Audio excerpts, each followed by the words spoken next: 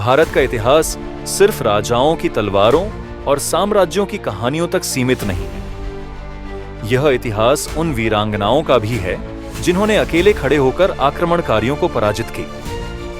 12वीं शताब्दी में जब एक विधवा रानी से उम्मीद थी कि वह महल की दीवारों में सिमट जाएगी, उसने अपने नन्हे पुत्र को गोद में लिया और युद्ध क्षेत्र में उतरकर विदेशी आक्रमणकारी को हराया। यह कहानी है गुजरात की सोलंकी साम्राज्य नैकी देवी की, वह रानी जिसने 1178 ईस्वी में मोहम्मद गौरी जैसे आक्रमणकारी को धूल चटा दी।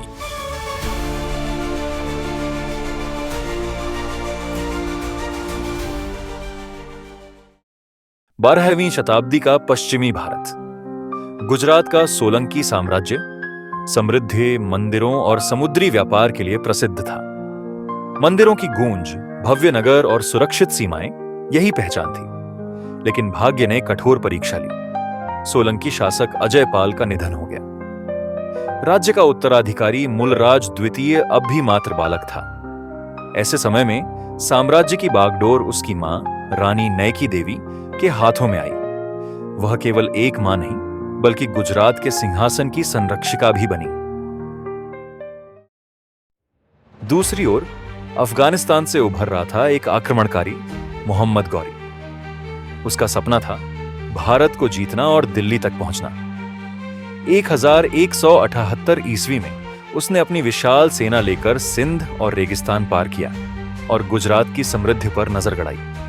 गौरी को लगा एक विधवा रानी और एक नन्हा उत्तराधिकारी उसकी राह में क्या अड़चन डालेंगे। उसकी महत्वाकांक्षा थी गुजरात को जीतकर पूरे उत्तर भारत का दरवाजा खोल देना।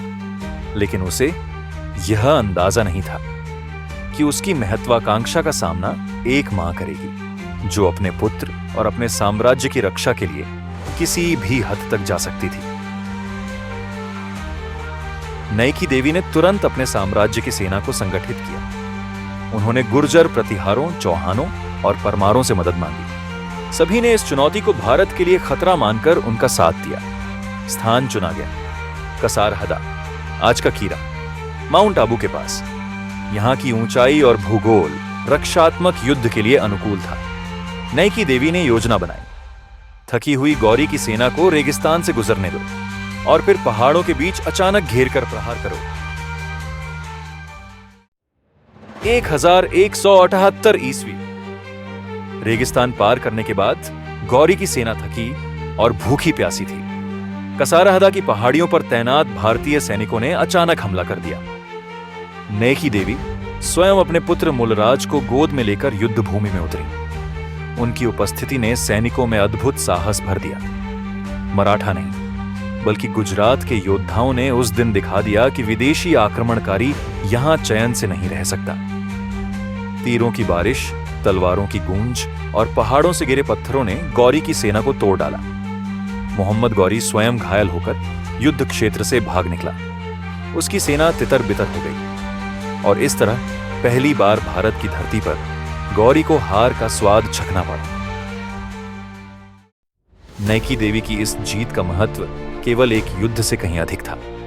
यह उस सोच पर प्रहार था जो भारत को कमजोर समझ रही थी। एक विधवा रानी ने अकेले दम पर विदेशी आक्रमणकारी की महत्वाकांक्षा को चूर चूर कर दिया। ये विजय तोराइन की लड़ाई 1191 से 1192 से बहुत पहले की है। यानी भारत में मोहम्मद गौरी की पहली पराजय एक महिला योद्धा के हाथों हुई थी। आज वो शायद हमारी किताबों में नैकी देवी का नाम बहुत कम में मिलता है, लेकिन गुजरात की धरती अब भी उस रानी की वीरता की गवाही देती है। उन्होंने साबित किया कि साहस लिंग नहीं देखता। जब बात अपने पुत्र, अपने साम्राज्य और अपनी धरती की रक्षा की हो तो एक मां भी रणभूमि में शेरनी बन जाती है। नैकी देवी की गाथा हमें यह याद दिलाती है कि भारत की मिट्टी सिर्फ पुरुष योद्धाओं की नहीं बल्कि वीरांगनाओं की भी जन्मभूमि रही है। यह कहानी थी गुजरात की वीरांगना नैकी देवी की, जिसने अकेले मोहम्मद गौरी जैसे आक्रमणकारी को हराया। अगर आपको यह कहानी प्रेरणादायक लगी हो तो इस वीडियो को शेयर करें, चैनल द फॉरगॉटन पास्ट को सब्सक्राइब करें और घंटी दबाएं क्योंकि भारत के इतिहास में ऐसे अनगिनत छुपे अध्याय हैं जिन्हें हम साथ मिलकर खोजेंगे।